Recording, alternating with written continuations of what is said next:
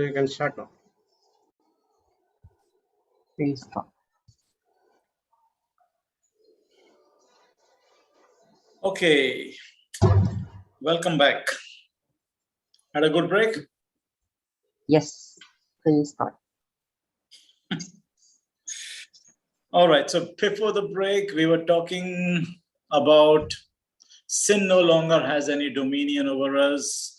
We are not slaves to sin any longer, but we are slaves to righteousness instead. We have the Spirit of God that is present in us to convict us of our righteousness in Christ. So even if we sin, we don't have to go into guilt. We have the Spirit who will convict us of our righteousness. On our part, the more and more we start believing how righteous we are, the more victory we will experience over sin. Sin shall not have dominion over us, for we are not under law, but we are under grace. Keep repeating, I am under grace, and therefore sin has no dominion over me. I am under grace. Romans 6:14. So right believing, we said, will produce right living. Whoever depends on God's grace will see the power of God flowing in their lives. Things that they couldn't do on their own, they will find that they are finding it much easier now. In fact, things which they didn't, which were wrong and which they desired to do in the past, they no longer want to. They don't no longer desire to do those things. It's not that they are going to stop it because the word of God says don't do this. The desire itself vanishes. That's the power of the grace of God. Right? So we saw that under the law, the moment we are tempted, we condemn ourselves, and in that state of guilt, we are more likely to follow through on that temptation. We are more likely to go ahead with that sin. But when we are under the grace of God, the moment we are tempted, we are aware that I am a forgiven child of God. I have the grace of God. I can rise above that. I see myself as righteous, and this gives me the power to rise above any temptation. And that is why Paul encourages his listeners in 1 Corinthians 15:34 to awake to righteousness and sin not. The moment we are awakened to our righteousness, we will, in any case, not want to sin anymore. When we believe we are righteous, even when we sin, our thoughts and actions will come in our believing. What do we believe? We are the righteousness of God. We are not condemned any longer. We have received the forgiveness of sins by the blood of Jesus. All of these things will start flooding us in our minds, and we will be fine. Okay. If our behavior is wrong, we need to check our beliefs. There could be something wrong with our belief. Believe you are righteous because of the blood of Jesus. The result will be righteous thoughts and actions. The grace of God is the power to preserve us from sin. Just keep in mind, whatever power sin had over us, it doesn't have it over us any longer. The blood of Jesus cleanses us from all sin. 1 John 1:7. Cleanses, it's a continuous action. It continuously cleanses. It never ceases to cleanse our thoughts. Okay, even right now, your thoughts be it of guilt, of condemnation, of anger, lust, they are being washed away. Amen. The problem with believers is things, you know what, we think that, oh my God, now that I'm a Christian, how can I have such thoughts? You cannot stop your flesh. You cannot stop the devil from putting thoughts and temptations in your mind. Thing is, how much weight does it carry? You can have victory over your thought life by seeing that your thoughts, your conscience is continually being cleansed by the blood of Jesus. His redemptive work is my victory over my thought life. To put it in simple language, we don't want to get dirty, right?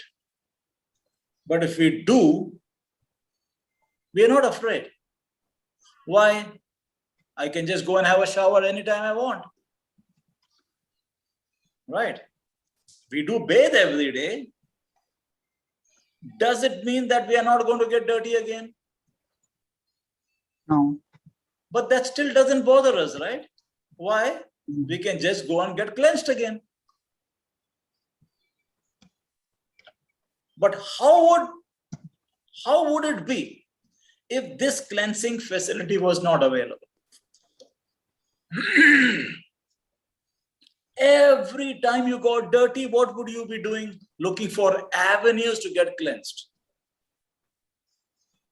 I don't have to. I have it right here with me. So, what are the accusations against grace? I mean, grace is so wonderful, isn't it? Like in Romans 6, that same chapter, Romans 6, 1-2. Paul says, what shall we say then? Shall we continue in sin that grace may abound? Certainly not. How shall we who died to sin, he says we died to sin, live in it any longer? Obviously, Paul was misunderstood. Maybe some of them accused him of saying, of telling people to sin so that more grace may abound. But Paul never said, let us sin more so that more grace abounds. In fact, by now we know that Paul was he was aggressively against sin. We know that. Sin is evil. It leads to destructive consequences. We know about that. Victory over sin is not by preaching more about the law. It is found in preaching more about God's grace. So now we focus more about the grace of God. We obtain our victory. It says so in Romans 5:20, the previous chapter. Moreover, the law entered that offense might abound, but where sin abounded, grace abounded much more. So notice that the law entered so that sin would abound. Law itself is not sin, but law makes sin known. It gives sin its strength. Right? But Paul is like, now that you are under grace, don't worry about it. Don't feel guilty. Where sin is there, don't worry. You have enough of grace, enough. But he must have thought that, this could be misconstrued. What is the summary of Romans 6? We died. It is a known fact. Let's go through this again. We died with Christ in baptism. Now, I want us all to picture this, okay? It's very important to have a proper thought life. We died with Christ in baptism. And we were raised to a new life. Remember in the morning session, it's never half. If something has happened, then it takes us to something else. So we died with Christ in baptism, but it didn't stop there. We were raised to a new life. Our old self was crucified with Christ Okay. So, because of that, we are no longer slaves to sin. We are slaves to righteousness. Today, we are dead to sin, but we are alive to God in Christ. We are dead to something, but then we are alive to something else. So we are dead to sin, but then we are alive to God in Christ. Simple. So sin is no longer our master, praise God, because we are not under the law, we are under the grace. We know that Romans 6:23 said the wages of sin is death, but the gift of God is eternal life in Christ Jesus. Okay. What has been said in Romans 5 is that God's grace in Jesus Christ. Remember, we said everything is in Jesus Christ only. Any blessing, any grace, all in Jesus Christ. So God's grace in Jesus Christ is the answer to human sin. However great Adam's transgression may have been, or even as Adam's children, however great our transgression is, God's grace in Christ is always greater. Abundantly greater. So now that he said this,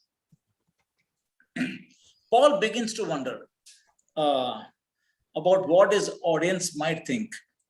If the occasion, if sin is the occasion for grace, perhaps we should keep on sinning so that God will keep on showing us more and more grace. Right? Imagine the prodigal son. He comes home from this far country, discovering not only forgiveness, hey, but there's a feast here. And so what if 6 months later he decides, that worked well, I'll just go to that far country again. Greater the sin, greater the grace. Paul answers this kind of a query in two parts. First and foremost, he says, what shall we say about this? Rhetorical. What shall we say about this? He says, God forbid. In other words, in our plain language, hey, you got to be kidding. Right? And then part two is like, a theological thing. It can be summarized in a very simple way, but it is not a simple-minded formula. It's very simple. It's very straightforward. It says, be who you are.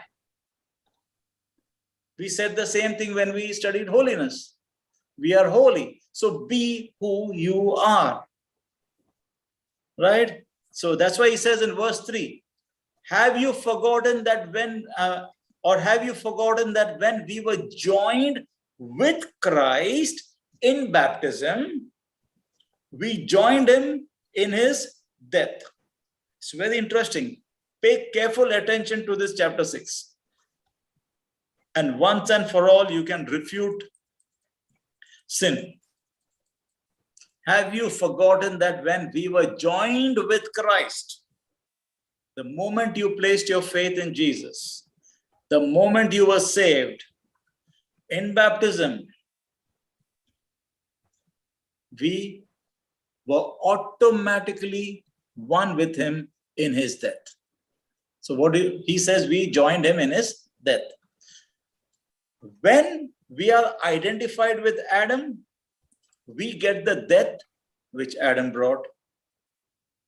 But now that we are identified with Christ, we get the righteousness and we get the life that Jesus brought. When Christ died, we died. And when he was buried, we were buried. And when he rose, we also rose. We were with him. Why? Because he represented all of us. Praise God. Praise God.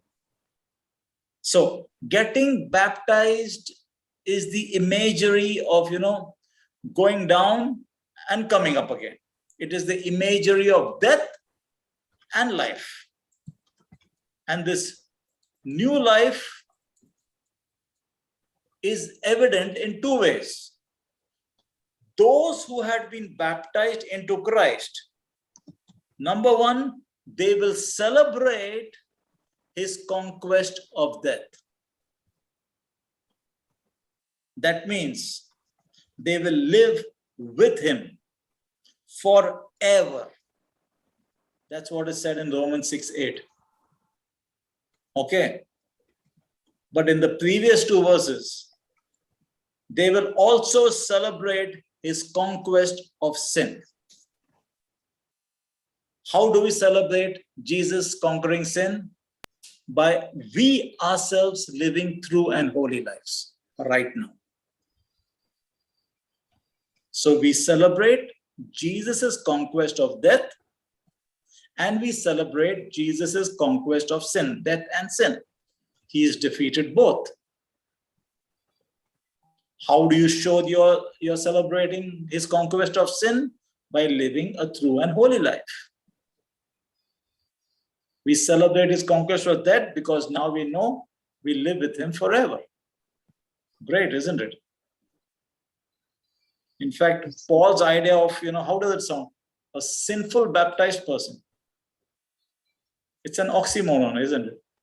How can you be baptized and sinful? It's a contradiction. So Paul is basically saying, hey, listen, you are dead to sin. So stop acting as if you are capable of sinning. Be who you are. Right? Before baptism, what happened? We were slaves to sin. Romans 6:6. After baptism, Romans 6:11. What does it say? We are dead to sin and alive to God in Christ Jesus. We are trying to hammer this point in today. Verse 4. For we died, we were buried with Christ by baptism. And just as Christ was raised from the dead by the glorious power of the Father, now we also may live new lives. So, not only does baptism unite us with Jesus in his death and burial, it also unites us with his resurrection and his life. Means the old self is dead and yet we live. We have new life. We have a new approach to life. Since we have been united, verse 5, since we have been united with him in his death, we will also be raised to life as he was. We know that our old sinful selves was crucified with Christ so that, read very carefully and pay careful attention to this, so that sin might lose its power in our lives. We are no longer slaves to sin.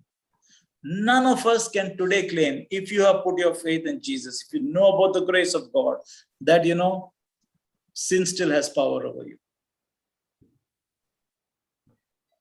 Sin has lost its power in our lives.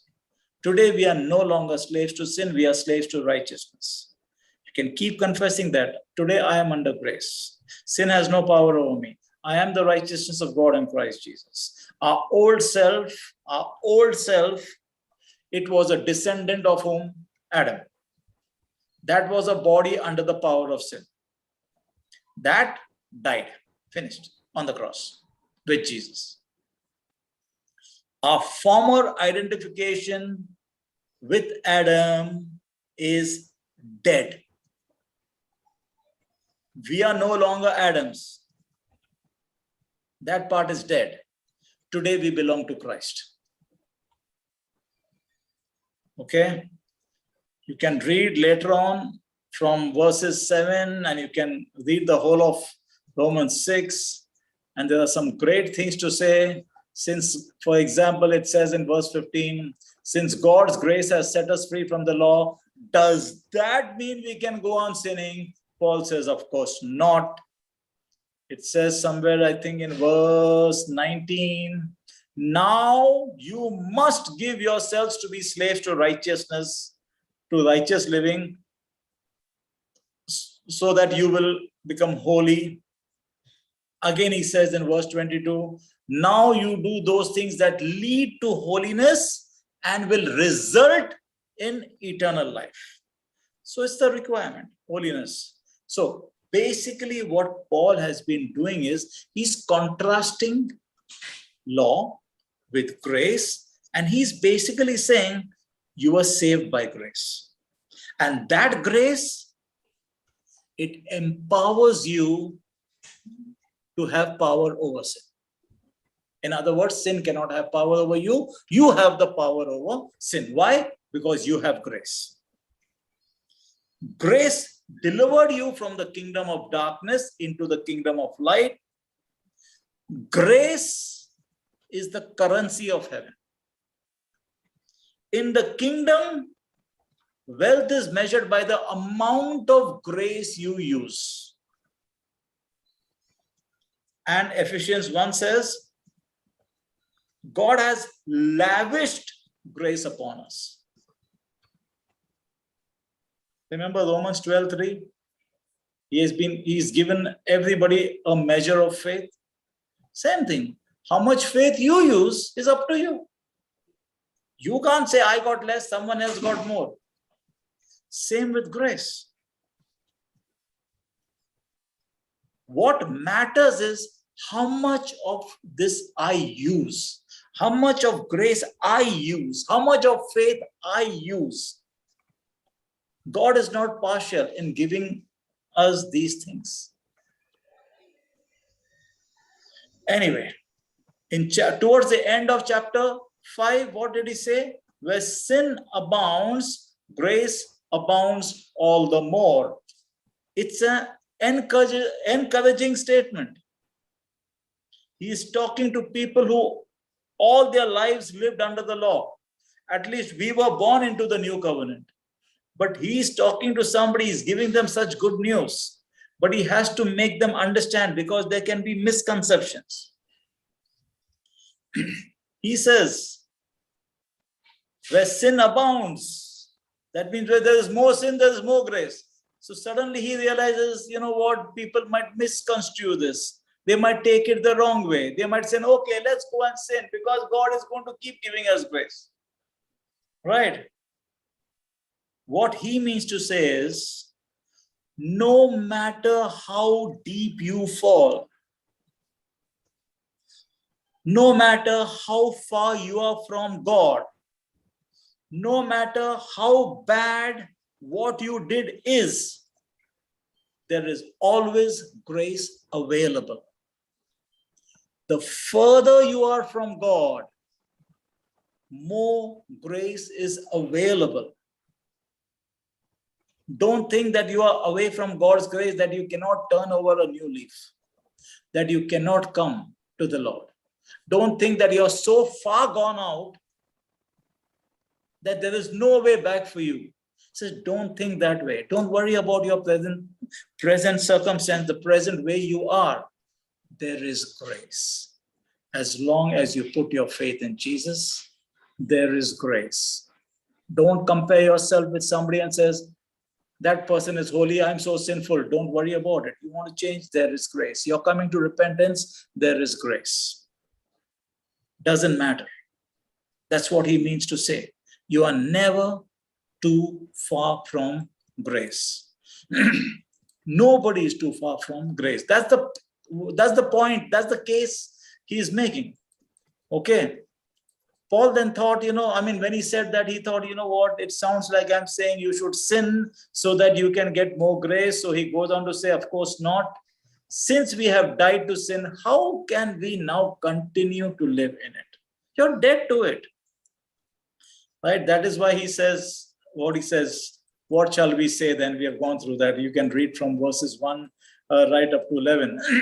I'll quickly go through it. I mean, just imagine you're the audience, okay, and Paul is speaking to you. Just imagine we have been under the law all this time, and now that we have put our faith in Jesus, we have this new revelation coming to us. Okay, for us it's not new, but imagine how it was for them.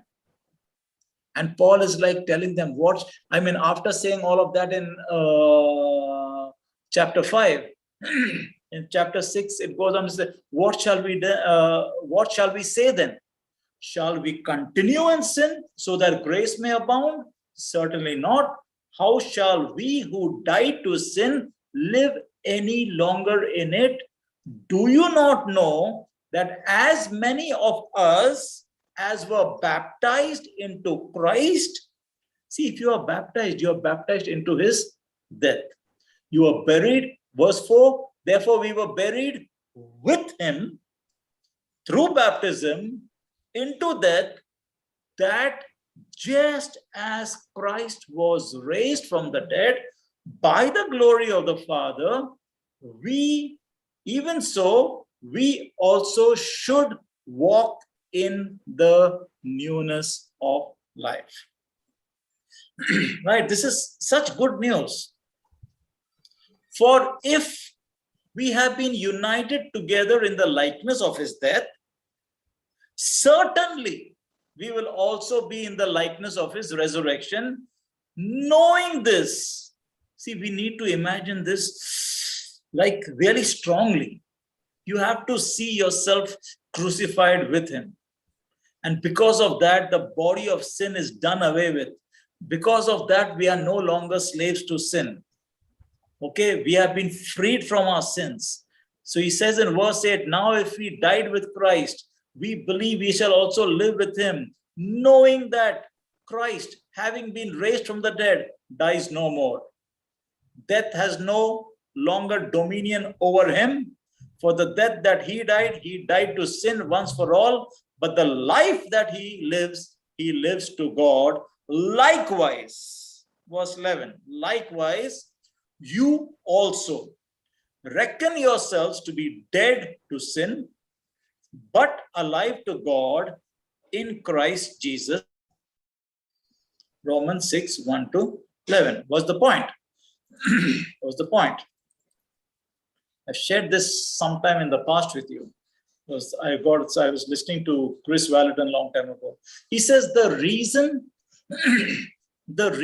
why Christians don't sin is because they are dead. They are dead. If you go to the graveyard, is anybody sinning there? No. Why aren't they sinning there? Because they are dead. When we received Jesus Christ, the old man died.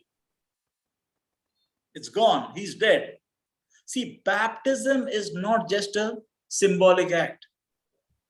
Remember Naaman got healed in the Jordan? You remember that? Naaman got healed in the Jordan. Why? Yes. Because there's some kind of a magic in the water? No. Naaman got healed because of obedience. Physical obedience brings spiritual release. What you see in the word of God, you trust it, you believe it, you obey it, things of the spirit will release.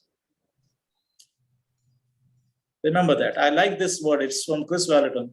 He said, physical obedience brings spiritual release. We take up our cross and we follow Jesus. Where do we follow him? To the baptismal tank. What is going to happen there? The old man is going to die. You go under the water. It's a two-part prophetic act. First part, you're put under the water. You're dead. You died with Christ. That took care of your sin.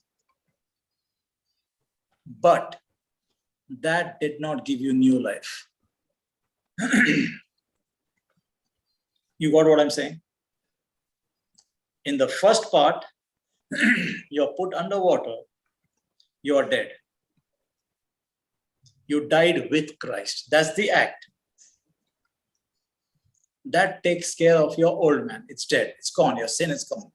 It takes care of your sin. But that did not give you new life. What are you doing under the water while you're under the water? You're germinating. The most powerful act or the prophetic act is not you going under the water. It is you being raised out of the water. It's you coming out of the water. When you are pulled out of the water, it is a prophetic act that not only did you die with Christ, which is great because my sin is taken care of. It's great, it's awesome. That dealt with my sin. Wow, man, I'm free. My sin is gone. But now you are living with him. As Jesus rose, you rose, we rose with him. Jesus didn't just die for our sins. He is the resurrection and the life.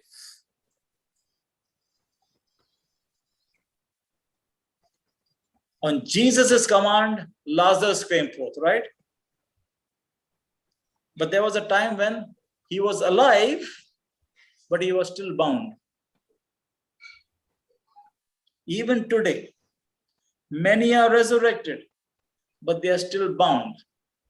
But if you want to have a relationship with the Lord, you are resurrected.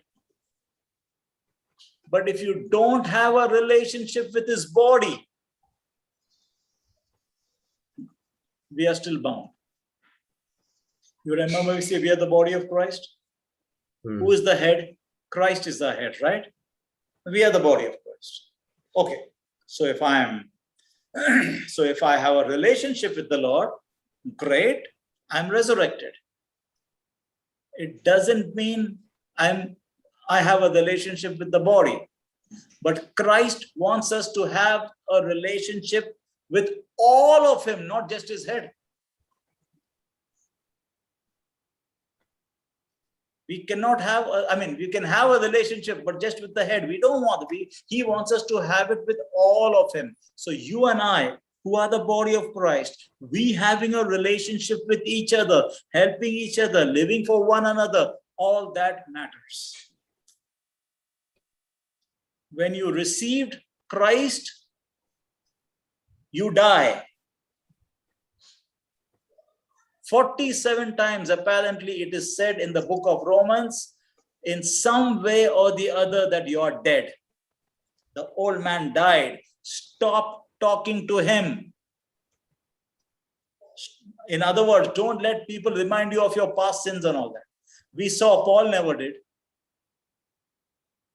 Okay. Stop trying to raise the old man from the dead. He's dead. It's over. Just remember this. The tomb is empty. Your grave clothes, let it stay back in the tomb. Now we put on Christ. We put on righteousness.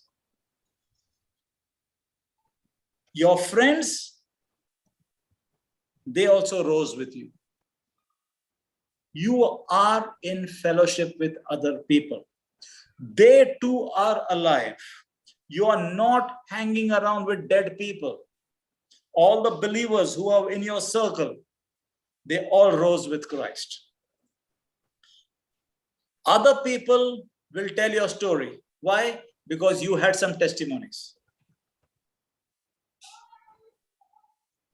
You have people like Thomas who will still refuse to believe. That's okay. Now suddenly you find you're getting along with people you didn't like. Suddenly you're finding it easier to love people around.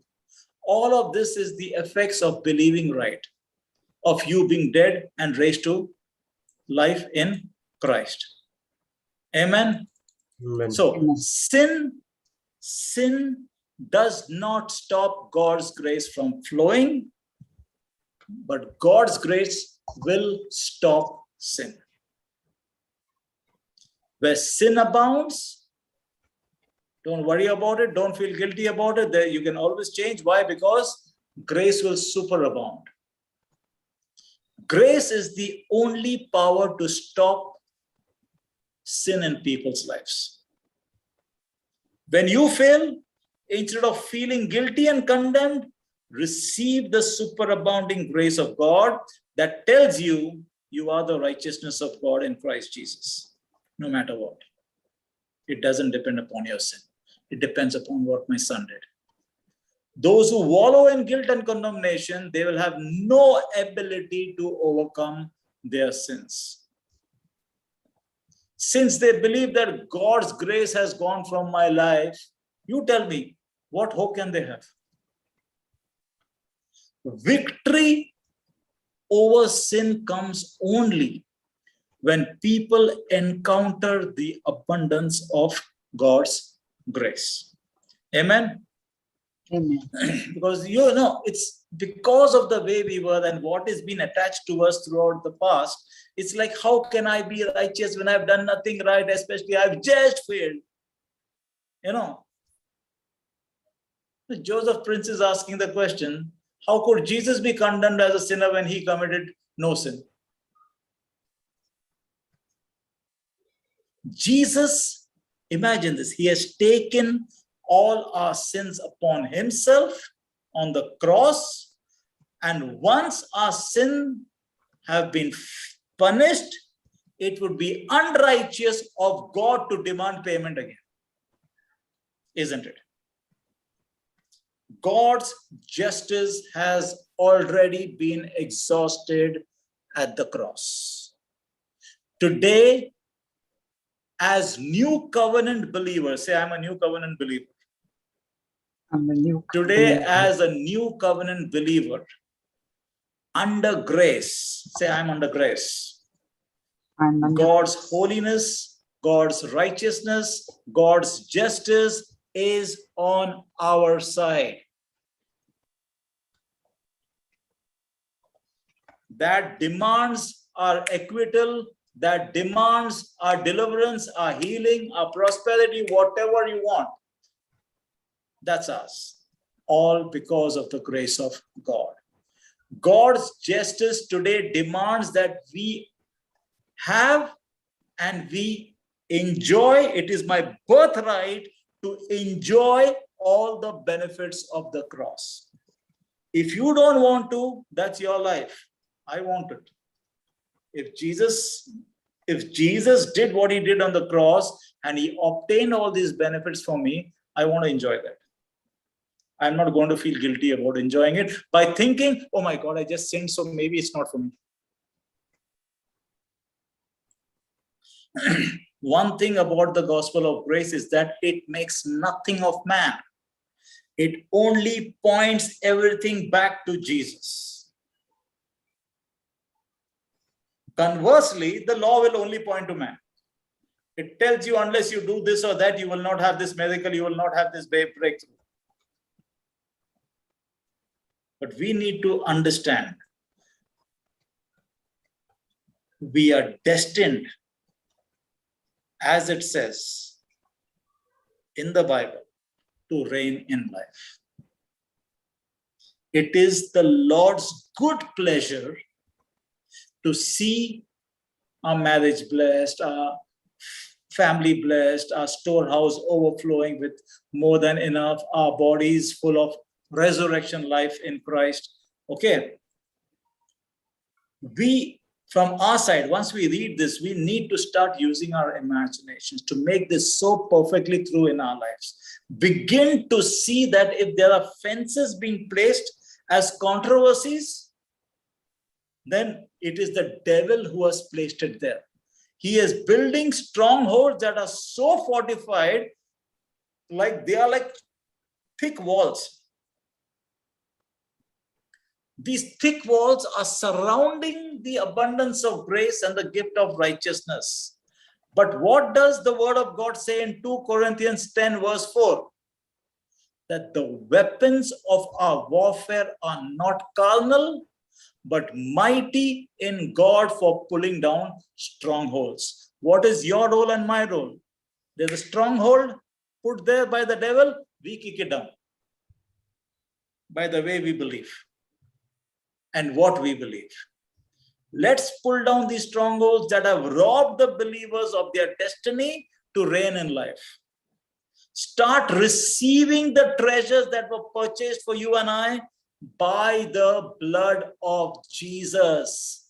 And we need to start reigning in every area of our lives. See, controversies will never, see, we are all intelligent people, okay? We are smart. Say, I'm smart. I'm smart. Say, I'm wise I'm wise. in Christ, In Christ. right?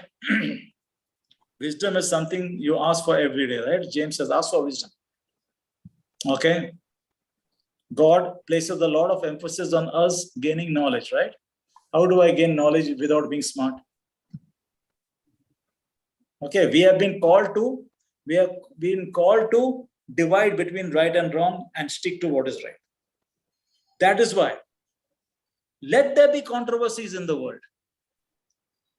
My prayer is that you and I never get affected by that, even if we are in the minority.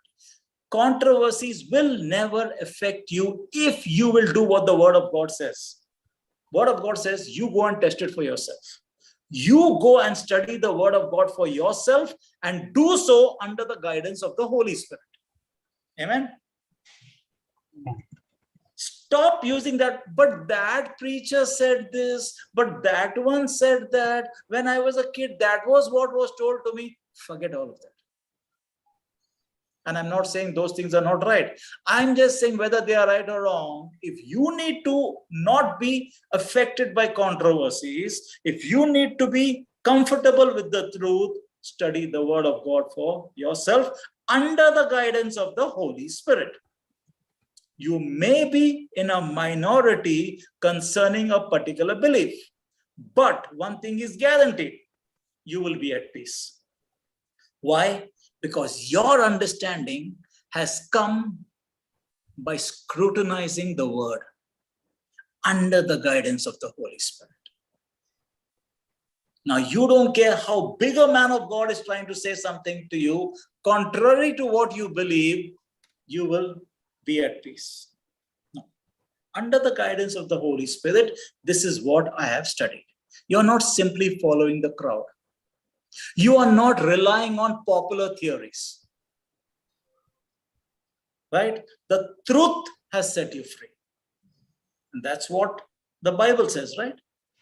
The truth should set you free, not anything else. The truth sets us free.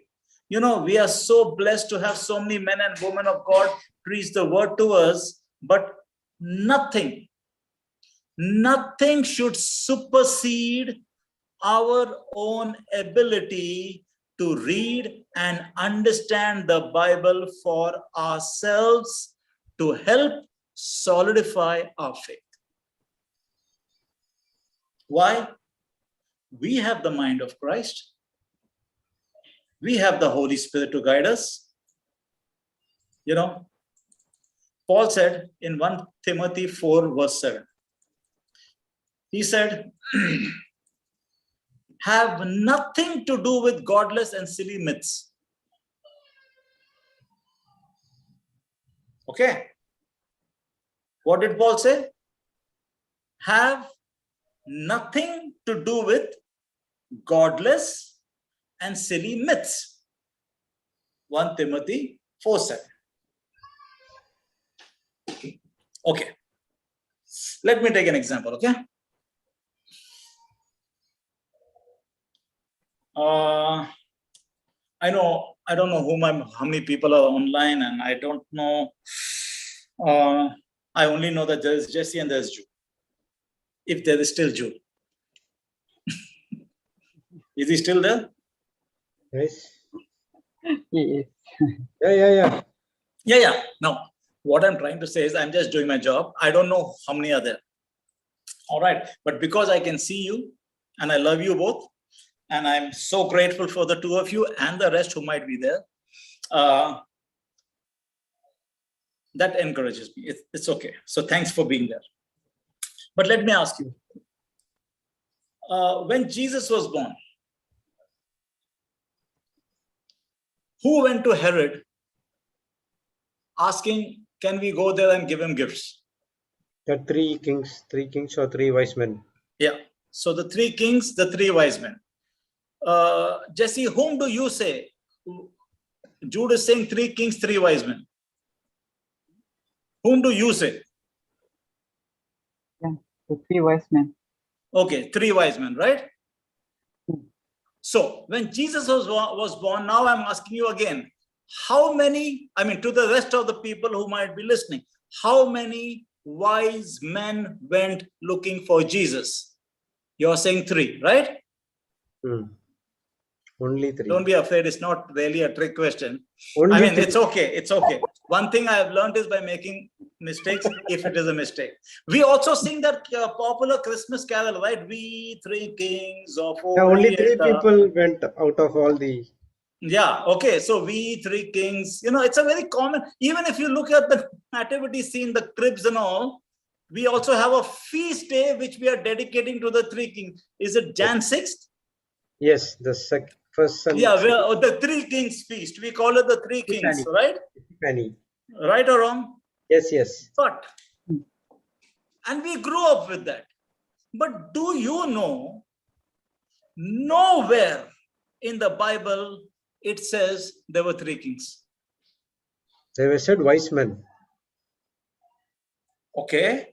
But nowhere it even takes the word three. Yes, the numbers is not mentioned. Yes, correct. Okay. But we have grown with that. We have assumed that three kings. First and foremost, it says nowhere it says that there were three kings. It never mentions the number of magi. If I am pronouncing MAGI right, okay. The term magi is a plural term, apparently. So what I'm trying to say is that, see, it doesn't matter whether there were three or not. I'm just saying that how our thinking can be affected. The moment I asked you, you all also said three kings or three wise men. I also thought so. Because that is what we were grown up with. That is the songs we sang. That is the feast we celebrated. Again, I'm not saying it's not true, but I'm saying it is not mentioned in the Bible. The number is not mentioned. It only says magi, which is plural. It could have been two of them. It could have been three of them. It could have been much more of them. Matthew says nothing more than the magi hailed from the east. That's all he says. In Matthew, if you look at 2 verse 1, he says they came from the east. Neither is there a mention that the wise men were kings. There is no camels also in Matthew's account. Okay, if I read Matthew 2 verse 1 in KJV, it says, now when Jesus was born in Bethlehem of Judea, in the days of Herod, the king, behold, there came wise men. It only says there came wise men from the east to Jerusalem. It's not mentioning they were kings. It's not mentioning the number of them. The Good News Translation says some men and visitors came. The RSV Catholic edition says wise men from the east came to Jerusalem. NIV calls them magi. Magi is basically magicians, astrologers, somebody who sees the future, all of those things. So the Gospel of Matthew describes these men simply as magi or wise men. People commonly think that there were three in number, probably because of the three gifts mentioned: gold, frankincense, myrrh. Right? But this does not really mean there were 3 magi. They could have been 4, 8, 12, 10. I don't know. Maybe 2. Okay. What it could mean is that maybe they were these essential oil dealers. Isn't it? No, what I'm trying to say, let's make what's important important. How our thinking can be affected with what we grew up. Isn't it? Okay, where did the idea come that these men were camel riding kings? I don't know. Maybe it's come from Psalm 72, because Psalm 72 verses 10 and 11 says, the kings of Tarshish and of the isles shall bring presents. The kings of Sheba and Seba shall offer gifts. Yeah, all kings shall fall down before him. All nations shall serve him. Maybe from there. I don't know. Okay. Does it even matter they are kings, not kings? How does it matter to my salvation?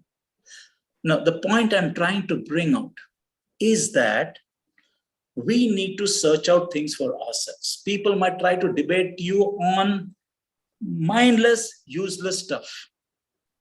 But why did that number 3 come to you and I? Because that's what we were brought up with.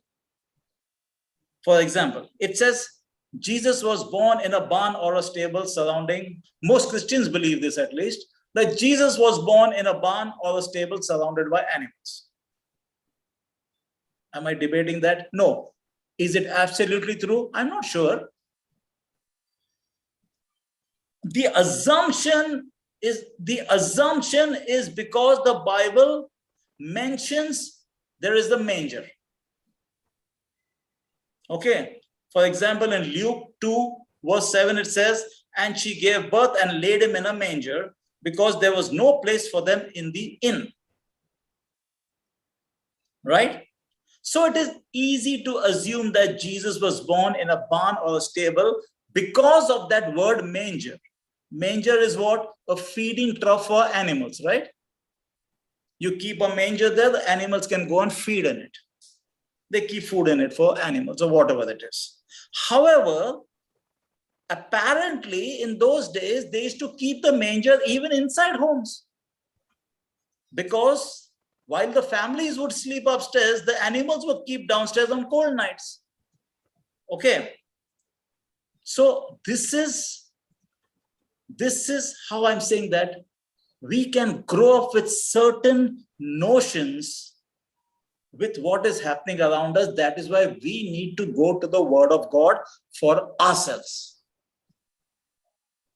and search the truth for ourselves if you want to be at peace with what you are believing. Okay, let me give you another example, a very real example that happened with me. Okay, I have a friend.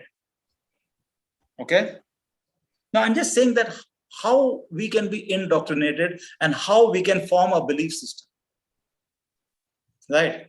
Belief systems are very dangerous if they are not on the right path. Today, people bomb places, they do because of a belief system. People kill and do whatever they do dastardly acts, but because of a belief system.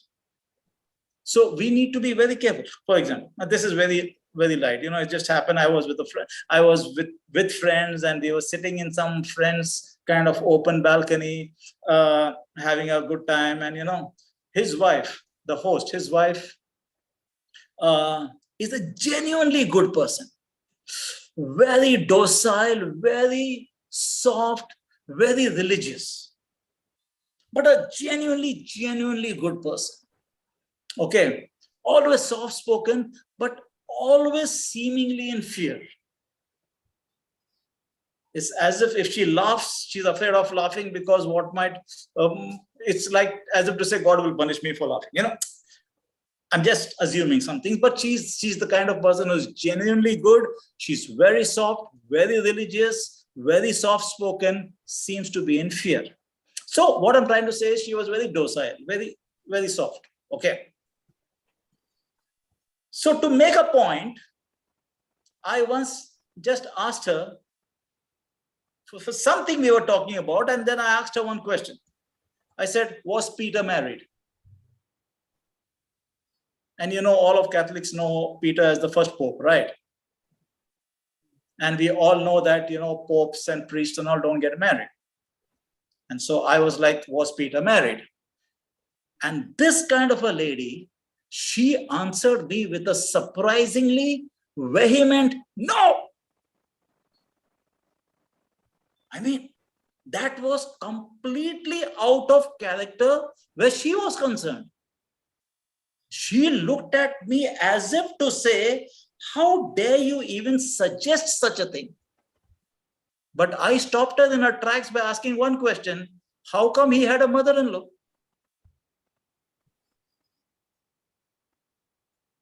I said, remember in the Bible, it says that Jesus healed his mother-in-law.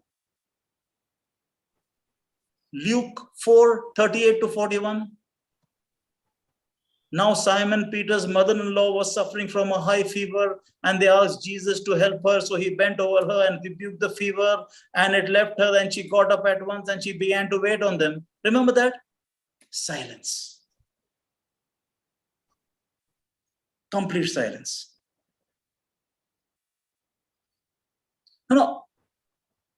That's why it is so important that we go into the word and don't be afraid to question. What's the problem? What you grew up with, what beliefs were nailed or put into you doesn't matter. What matters is the truth mentioned in the word of God. And some morning we are talking, we are the righteousness of God. We have been dead to sin. We are slaves to righteousness. Believe in these things. We have been given the grace of God so that we can reign in life.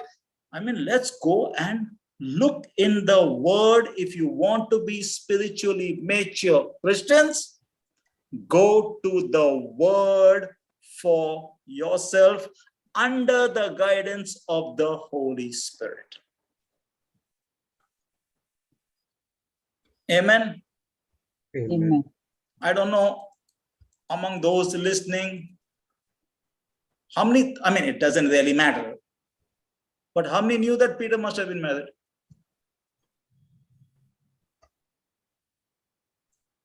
Right? We have been robbed. We have been robbed. We have been robbed in a lot of our common thinking. And out of the goodness of people, by the way. People are not deliberately getting up and says, tomorrow I want to spoil this guy's thinking.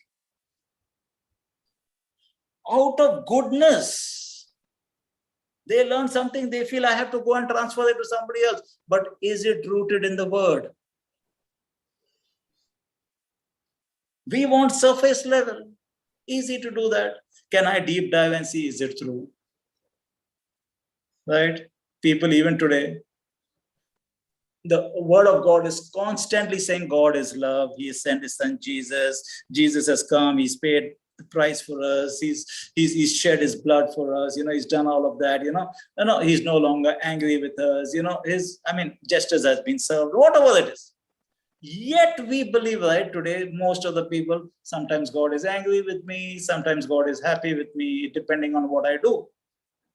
Sometimes he blesses me. Sometimes he curses me.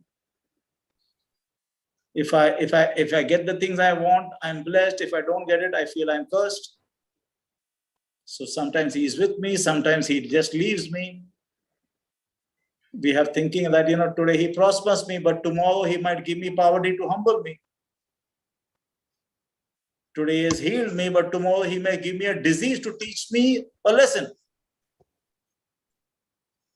How many people, even while brother was here, I hear a few people, no, God has given me this to, teach me something. Today he has forgiven all my sins. Tomorrow I could be responsible for my sins. There's so much of confusion. Why? Not going in the word. Believers who think this way and that way, who are in two boats at the same time, they are like living between two covenants. the old covenant of law and the new covenant of grace. They believe God is happy when they do right. They believe God is angry when they do wrong. They are still living under the old covenant, not under the new covenant of grace. Under law, I do understand that God demanded righteousness from man. But under grace, God provided righteousness for man. Under law, everything we know depended upon man and his obedience. But under grace, everything depends on Jesus and what Jesus did on the cross. The law will demand, but it will not lift a finger to help. It can only point out, hey, wrong. It will not come to help. It's not its job. But grace imparts. It has accomplished everything on our behalf. Right? The old covenant of law the old covenant was based on the law of Moses, and it was all about what you had to do and what you had not to do. Now you compare this with the new covenant of grace, where the Lord says, in Hebrews 8 verses 8 to 12, it's so loving. In Hebrews 8 verses 8 to 12, please go and see this. God says, I will. Okay, I will. Remember, I just said the old covenant, which was based on the law of Moses, was all about what you had to do and what you had not to do. It's all about man. But here, look at what God says. If this is the new covenant of grace, the Lord says, Hebrews 8, 8 to 12, I will. I'm focusing on the word. I will make a new covenant with the house of Israel, not according to the covenant I made with their fathers. Goes on to say, I will put my laws in their minds and write them on their hearts. I will be their God and they shall be my people. I will be merciful to their unrighteousness and their sins and their lawless deeds. I will remember no more. Talking about us in the new covenant. This is God for us in the new covenant. Old covenant of law was based on you shall not, you shall not, you shall not, you shall not. The new covenant of grace, the Lord is saying, I will, I will, I will. Clearly, the emphasis and the demand of the covenant of law is on you or man performing, while the emphasis and the demand of the covenant of grace is on God himself performing. He will do everything on our behalf. Everyone needs to understand God is no longer angry with us. His anger and his wrath has already been exhausted on the body of Jesus on the cross. That is why Jesus could cry out, it is finished. Our sins and our lawless deeds, God, as promised, remembers no more. So you're free to be the child of God. You're free to be the son and daughter of God. You're free not to be bogged down by thinking, oh my God, I sinned now. I somehow have to make, somehow I have to cover this up. What will I do? I don't have to go on into that mode of thinking anymore. I'm free to be a child of God, to carry on the work of Jesus. I'm free. I've been set free. The reason many people live a life of defeat is that they believe the lie that God is angry with them. That they did something, now God is angry. The reason why many are not able to reign in life and experience this victorious life is because we carry with us guilt and condemnation that God is angry with us because of something we have done in the past. I mean, many are still trying to see God as the God of the old covenant, where he's kind of waiting to unleash his wrath on us for failing to live up to his standards. That kind of thinking has to go. We have to see God as a lover who, look at those portions, no?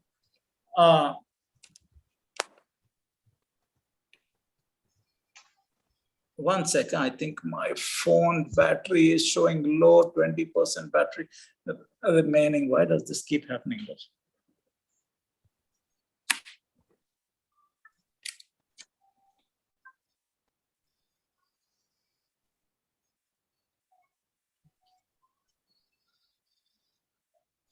Okay, I hope it works till closing time.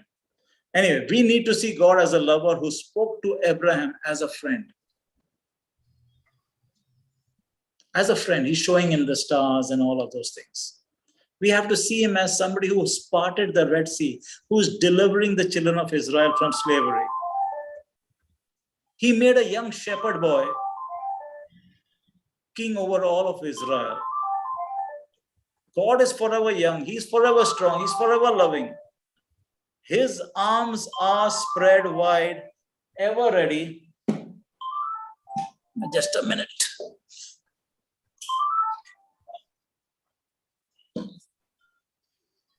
Ever ready to embrace us.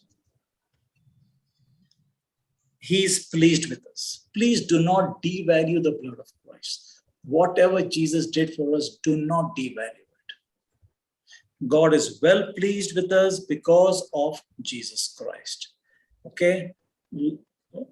First of all, understand, while God has wrath, Bible never defines God as wrath. Bible's definition of God is love. 1 John 4:8, isn't it? We do see God as being angry in the Old Covenant, in Revelations, in the book of, where his anger is towards people who has rejected Jesus. But we believers who are in the New Covenant need not fear punishment because we have already received Jesus. As believers, God is no longer angry with us because all his anger for our sins fell on Jesus at the cross. Jesus became the Lamb of God who takes away all our sins. He who knew no sin became our sin so that we will never have to experience God's wrath again. 2 Corinthians 5:21. We know all of this, isn't it? It is very important to understand that God works through covenants. And that is how God blesses people. In various phases in the Bible, there were various commandments. Whatever was the requirements or the stipulations of those commandments, God worked in accordance with that. Under the old covenant of Moses, if children obeyed the law, the children of Israel obeyed the law, they would be blessed. Otherwise, they would be cursed. They would be punished. Were they punished because God is a God of wrath? No. They were cursed because they couldn't keep the terms of that covenant. That covenant depended upon their ability to keep the law. And they could not. The good news is, we are no longer under the requirements of the old covenant. Through Jesus' finished work on the cross, we are under a new covenant. And in this covenant, we are blessed, but not because we do good. We are blessed because Jesus is good. He made us good and accepted. We are accepted today in the beloved. Why? By the washing away all our sins are washed away with his own blood. God is holy. He is righteous. He hates sin. These things will never change. But the full anger and judgment of God against sin fell upon Jesus on the cross. Jesus did not commit any sin, but all past, present, and future sins of humanity were all collectively punished on his body. Sin has been judged at the cross of Jesus. Right? Many Christians have been robbed of fellowship and intimacy with God because we believe the lie that God is angry with us because of our sins. God is love. Instead of avoiding him when we fail, just know that he is the answer to all our problems. We can go to him. We can receive grace for any failure, and his grace will always be greater than any failure or sin. Amen. Amen. Amen. Joseph Prince, he kind of recounts what happened soon after the tragedy of September 11, when the Twin Towers in America came down. And some believers, the believers publicly declared that God was judging America because of its sins. When Christians, and he says, Joseph Prince says, when Christians themselves attribute such events to God's judgment, you know who would be the first to say amen, preach it? The terrorists themselves. Amen. Yeah. God's judgment is upon America. Come on, go preach it, man. They would be happy. Something is amiss, isn't it? When both believers and terrorists believe the same thing. Terrorism, other works that causes grief in this world is the work of the devil. It is not the work of our loving Father. Some people say if God does not judge America for all its sins, God has to apologize to Sodom and Gomorrah. In the Old Covenant, remember that? Because he punished them, right? But if God judges America, or any country for that matter, then he has to apologize to Jesus. That's the reality. Why? Because sin has already been judged at the cross of Jesus. That's why Jesus is the advocate, right? Let's say it's never going to happen. But the accuser is standing out there and he says, they did this, they did this, they did this, they did this. And God, let's say, goes to punish. Jesus stands as the advocate. Dad, I paid for it. I'm not saying that God is a forgetful God. I'm just trying to say, how we need to see that there is no judgment for us right now. You're right here. Jesus paid for it. Okay. Again, they say, didn't God use Elijah to call down fire of judgment on those who opposed him? Didn't God rain fire and brimstone on Sodom and Gomorrah? You and I today in the new covenant, we have to rightly divide the word. We clearly need to separate what belongs to the old covenant and what belongs to the new covenant of grace under which we reside. In fact, if you go to 2 Timothy 2:15, can you put that verse up just for once? 2 Timothy 2:15.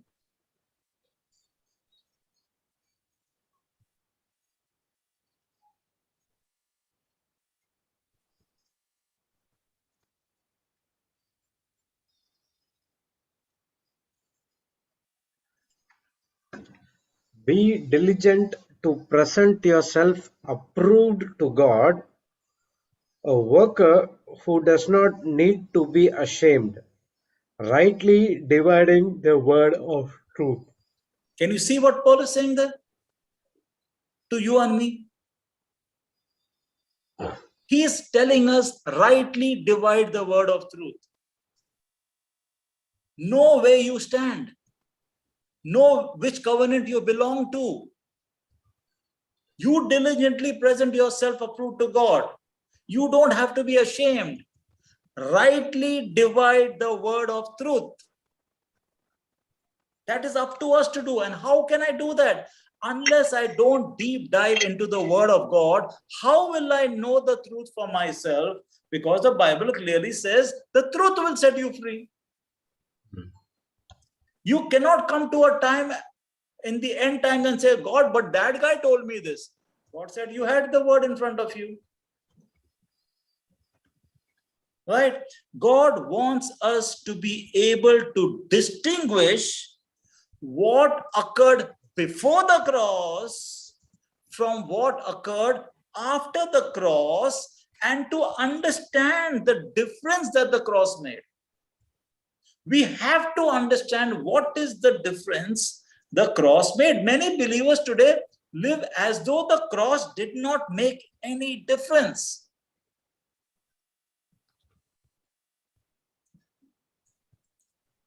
God is not calling down fire of judgment today. See what Jesus himself said about what Elijah did. Okay, now imagine this scene, all right? Jesus entered a certain village in Samaria. Over there, the people refused to receive him. You know, when that happened, what the disciples said? Just go to Luke 9:54. Watch, these are disciples who are walking with Jesus, okay? Just see their mindset.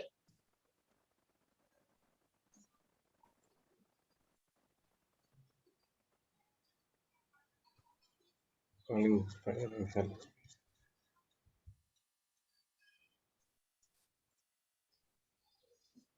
Read that.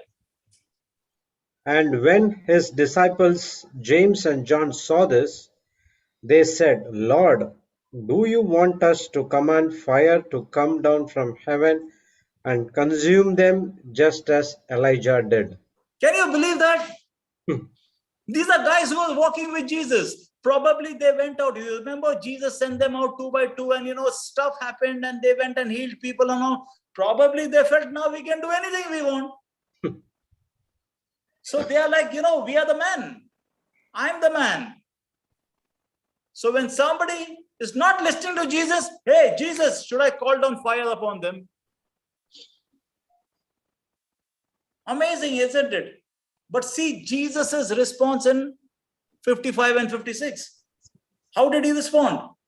But he turned and rebuked them. He rebuked them, saying what? And said, You don't know what manner of spirit you are of. Can you believe that? He's telling them, you don't know what manner of spirit you are of. For That is not the spirit which Jesus carries. It's the complete opposite.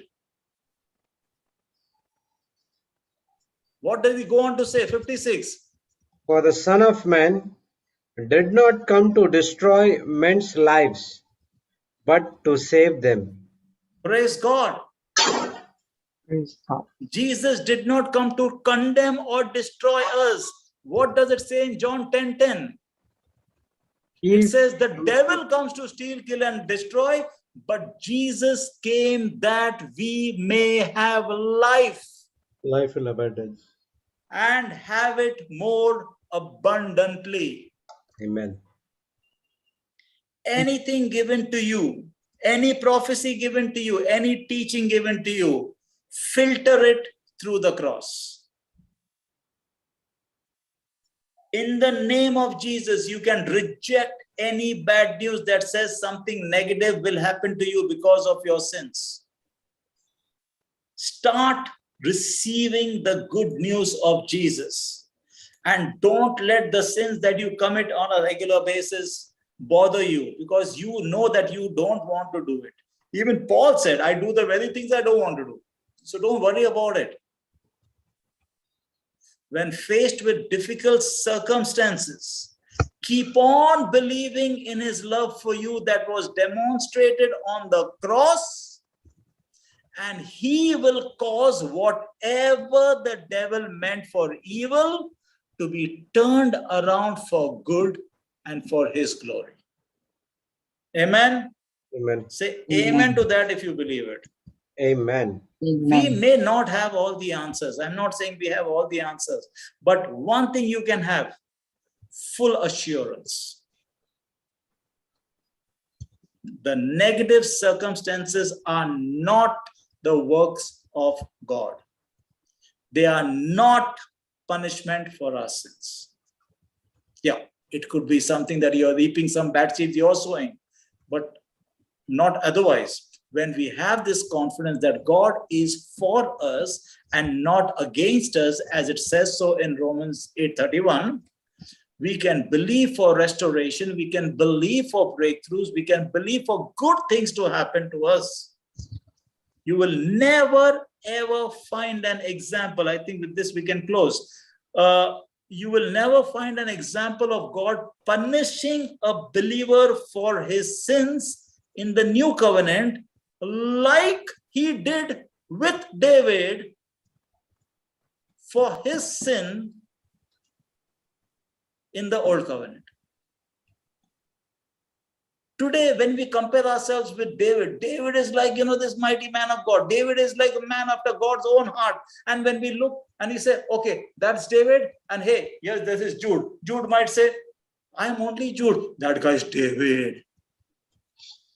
He's like in the Bible. He's written Psalms. Yeah, but you don't understand your benefit was much more than David's. David sinned. Listen to I've taken this in the past, but listen, it's worth listening, especially for those who haven't heard this before. It's very freeing. When David sinned against God by committing adultery with Bathsheba, and he even plotted the death of her husband, sin was imputed to David and he was punished, because that was the terms of that covenant. He couldn't escape that. And although that punishment was ultimately tempered with God's mercy, he was punished. Why? Because he was under the covenant of law. He was not under the covenant of grace. Look at what he says in Psalms. If you go to Psalms 32 verse 2, put it up for everyone, please. Psalms 32 verse 2.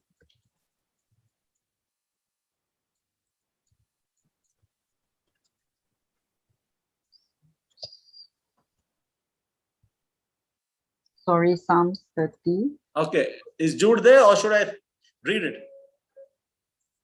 Sorry, can you repeat, please, Brother Sudhir? Psalms 32 verse 2. It's okay. You want me to read it?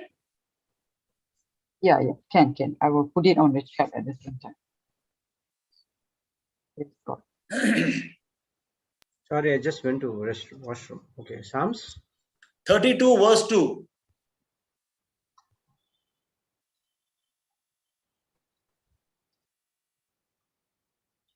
Blessed is the man to whom the Lord does not impute iniquity. Can you believe that? David is saying this. Blessed is the man to whom the Lord does not impute iniquity. Obviously, David is not talking about himself, because we knew that sin was imputed to him. We know that. Sin was imputed. But what was David doing out here while he was going through that punishment? He was wishing he was us. He was looking prophetically into the new covenant of grace, and he was describing us, you and I, a new generation of people who will be under the covenant of grace. He was describing us. Blessed is the man to whom the Lord does not impute iniquity. Why? Because Jesus has taken it on him. What does shall not impute sin mean? Does it mean that you'll never sin again? Does it mean you will not commit sinful acts or even harbor sinful thoughts? We know that we can still be tempted. We know that, sinful thoughts come to us. We do commit sinful acts, and there will be many times when we will fail. And David, when he's describing this blessed man, you know what he's meaning to say? He says, man, this guy is so blessed. You know why? Because even when this man sins, God will not count his sin against him, nor punish him for his iniquity. And that is why David describes us as blessed man. This blessed man is you and I. Amen. Today, we are blessed because the Lord no longer counts our sin against us. Because of the cross of Jesus, we are not being punished for our sins. Our sins was imputed as it was required to Jesus so that it would not be imputed to us. Under the new covenant of grace that was sealed by the blood of Jesus, God has already judged sin completely on the body of Jesus Christ. This means that even when we fall short of God's holy standards, the punishment of sin does not fall on us. The wages of sin is death, yes, but Jesus already died on our behalf. Our sins have already been imputed to his account. John said, if anyone sins, we have an advocate with the Father, Jesus Christ the righteous. He did not say that if anyone sins, he will be punished for his sins. No, under the new covenant of grace, Jesus today is our advocate. Amen? Amen. He's many things. He's an advocate, he's a high priest, he's a friend, he's everything to us. For every situation, Jesus is something for us. But when it comes to sin, he's our advocate. He represents us before God, and that is why it says, as Jesus is, so are we. In 1 John 4:17, we keep saying this, right? We have to be in this world because we are in this world as Jesus is. As Jesus is, so are we. 1 John 4:17. That's what it says, right?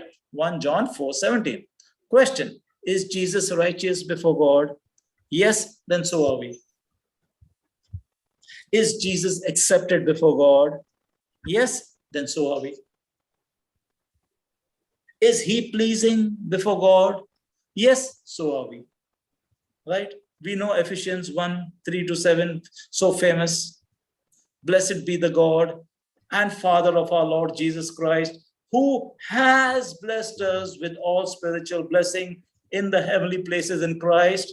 It's so good. See, verse 4, according as he has chosen us in him. You and I have been already chosen in Christ by God our Father. Why were we chosen? So that we would be holy.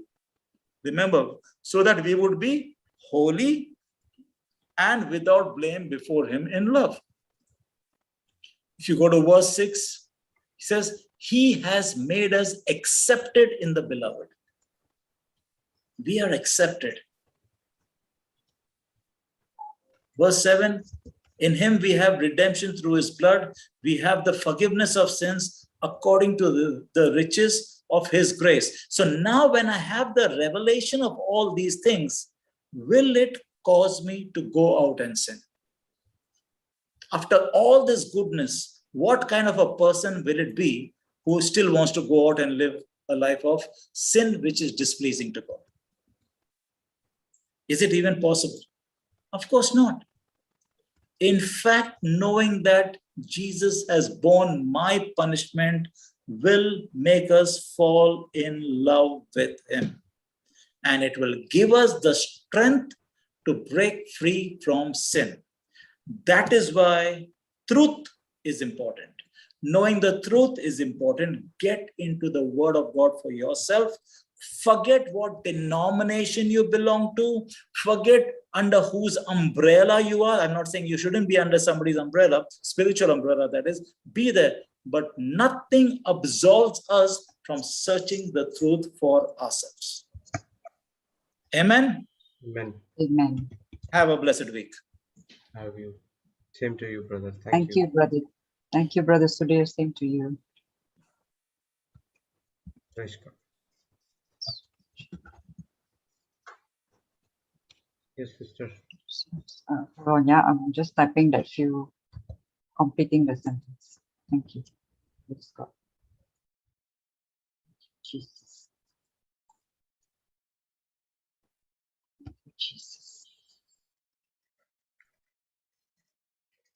Praise God. Thank you, Jesus. In the name of the Father, and of the Son, and of the Holy Spirit. Amen.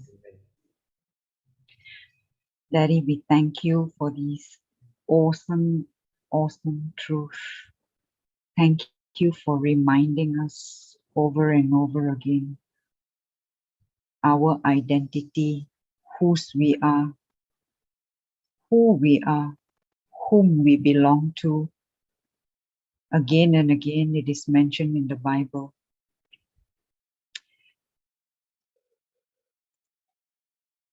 You love us so much that you gave us everything that we would ever need to reign in life.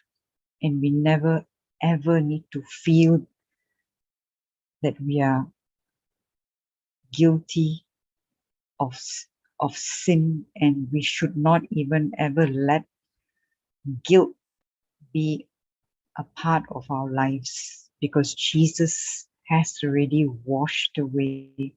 The blood of Jesus has cleansed us of all our sins, and He has purified us of all from all conscience. Daddy, we thank you for reminding us again and again, and for helping us to see deeper into the scripture, that in so many places it is mentioned that we are now under grace, no longer under the law, and we really need to renew our mind. And this can only be done through studying of your word, through understanding your word, what it truly says, what it truly means, because only when we renew our thinking to the right knowledge, correct thinking, that when we think right, we believe right, and when we believe right, that is when it leads to right living. Thank you, Jesus, that you have freed us. You never ever want us to be under in any kind of bondage. And it is something that we need to constantly check. If we are feeling, if we are under any kind of condemnation, guilt, and all that does not come from you. It comes from the devil. All this guilt is brought about by the enemy, who always accuses us before you. But now we thank you that we have the Holy Spirit, the giver of life, the giver of truth. Thank you, Holy Spirit, that you are always here to help. You are always with us, in us, helping us, guiding us, teaching us, and comforting us in this walk of faith. Thank you that we are no longer judged, we are no longer condemned because Jesus has already freed us from all judgment. And there is now no more condemnation to those who are in Christ, those who walk after the Spirit and not after the flesh. Thank you, Jesus, that we are made righteous. We are empowered by your grace to reign in life. That we are victorious in Christ, in you, Lord. Help us in our everyday walk. And thank you that Jesus, you are the strength of our life. Thank you that you are with us and you are always for us, never against us. We thank you for this great empowerment and the abundance of grace that you have given us. That even if there is no sin that is greater than your mercy, your grace, because it is available in abundance. Thank you, Jesus. Thank you that you have equipped us to live this victorious life that we are called to live a life of holiness. And thank you that as we spend time growing, learning, studying your word, and also applying them, we are growing in hope. We are growing in spiritual maturity. We walk in love. By walking in love, by operating in love. Thank you, Daddy. Thank you, Jesus. Thank you, Holy Spirit. We thank Brother Sudhir for his time. Thank you for your wonderful message through him. And we thank Brother Jude for the revision that he took us through, for always being there to run all the classes. And we thank all who are working behind the scenes, every teacher, every preacher, and all the warriors all around the world working in your kingdom, reaching out to people. Help us to always reach out in love, especially to those who feel unloved, who feel condemned. Let us bring this good news to them. Let us bring this gospel of grace, gospel of love, gospel of Christ, who only brings good news. Thank you. And we thank every participant who are with us today and those who will be watching. We thank each one of them. And we praise you, Jesus. We glorify your name. We honor you by our lifestyle of love, of walking in love, according to the principle of your kingdom. Thank you, Daddy. Thank you, Jesus. Thank you, Holy Spirit. We make this prayer in Jesus' most glorious and mighty name. Amen, amen, and amen. In the name of the Father, and of the Son, and of the Holy Spirit. Amen. Amen. Praise God. Thank you, Jesus. Thank you, Brother Jude. Thank you, Praise Brother God. Sudhir. Thank you, Thank you, everyone. Namaste. Thank you, everyone. God bless you all. See you. God bless you. So, 3:30 we have Happy Family, Mighty Mom Ministry teaching, and 5:30 we have, as usual, Happy Family. 6:30 we have Couples for Christ, and 9:30 Indian time we have Malayalam teaching. Okay, and tomorrow 6 o'clock Sister Aslan teaching will be on Zoom, and we have 5:30 Canada class, and tomorrow 10:30 a.m. it's Global Children's Institute teaching, and followed by the healing session in the afternoon.